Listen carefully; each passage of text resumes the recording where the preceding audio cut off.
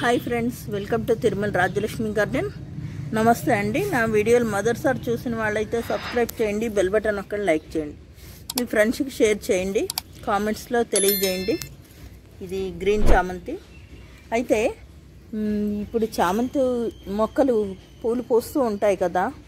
అయితే మనం ఇప్పుడు పూస్తే ఏ రంగు ఏమిటి అన్నది బాగా క్లియర్గా తెలుస్తూ ఉంటుంది.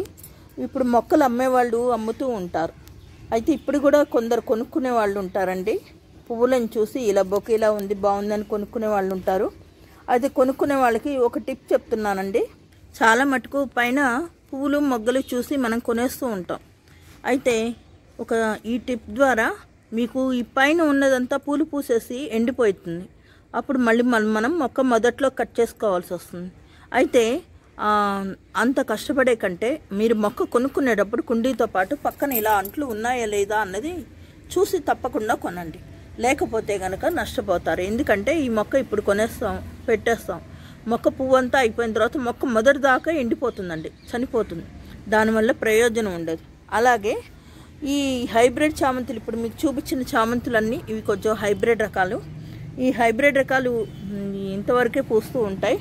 మళ్ళీ కట్ చేసుకుని మళ్ళీ పెట్టుకుంటూ ఉండాలి, కంపోస్ట్ అవి ఇచ్చుకోవాలి. అయితే చెట్టు మొత్తం బాగా ఎక్కువ మొగ్గలు వచ్చే చామంతి మొక్కను చూపిస్తున్నానండి.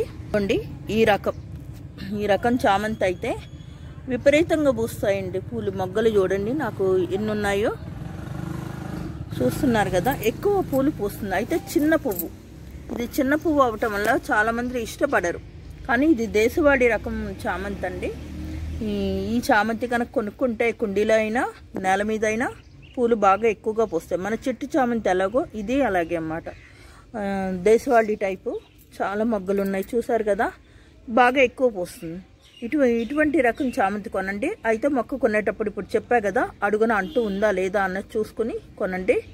ఈ వీడియో కనుక మొదటిసారి చూసిన వాళ్ళైతే సబ్స్క్రైబ్ చేయండి, బెల్ బటన్ ఒకటి లైక్ చేయండి. Thank you.